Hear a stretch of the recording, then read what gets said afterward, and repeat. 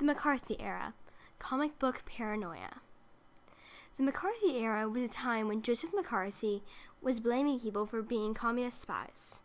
At the same time, Frederick Wortham was accusing comics of polluting the minds of America's children. They have greatly impacted history. Let's see how they did it. Joseph McCarthy was born in the small town of Grand Chute, Wisconsin, on November 14, 1908. He attended law school at Marquette University. He was the main person leading the Salem witch hunt-like crusade against communists. He was later called one of the most corrupt and ill-qualified politicians of all time. While this was going on, Frederick Wortham, a German psychologist, was off fighting for the safety of our children, which is really just him trying to destroy the comic book companies. Wortham was born March 20th, 1895, in Munich, Germany. McCarthyism was often compared to Salem witch trials, in the fact that McCarthy was wrongly accusing individuals of being something they most likely aren't. The only reason McCarthyism was so popular is because he was using the fear of the Cold War to fuel his campaign.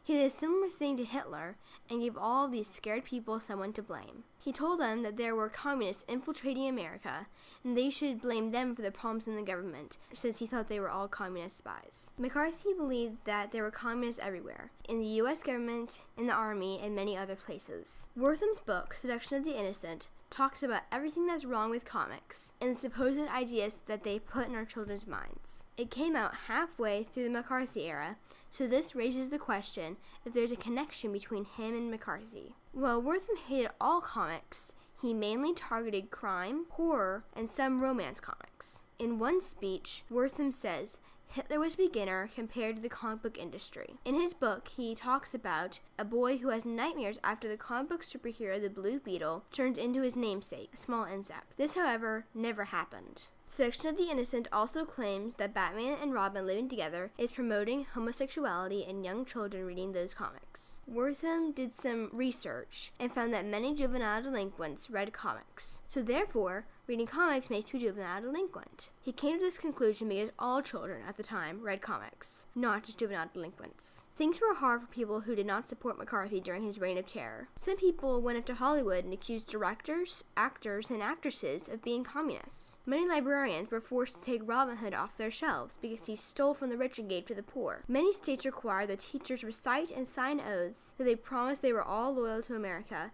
and wouldn't teach communist ideas.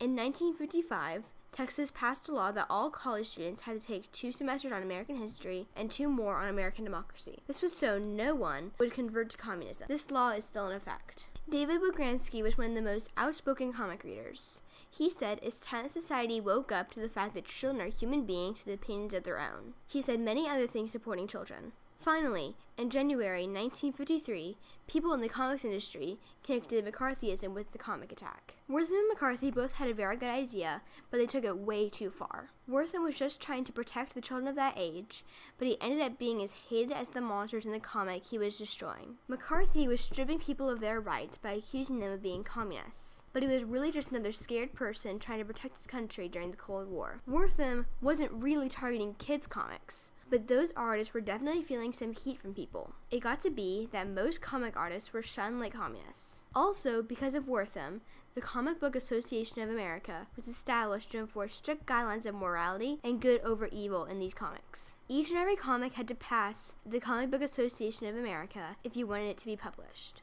Wortham and McCarthy were taking away people's rights by accusing them of being communists and shutting down their comic companies. McCarthy had no right to be accusing these people with no evidence, and nobody was doing anything about it. People had a right to be reading those comics, so Wortham shouldn't have been shutting them down. The comic companies and the people had a responsibility to stop these villains because nobody else was. In April 1954, McCarthy investigating the army was the last straw for him. His career was over within the year. Wortham was invited to speak at the New York Comic Art Convention, but all he encountered were doubt and suspicion.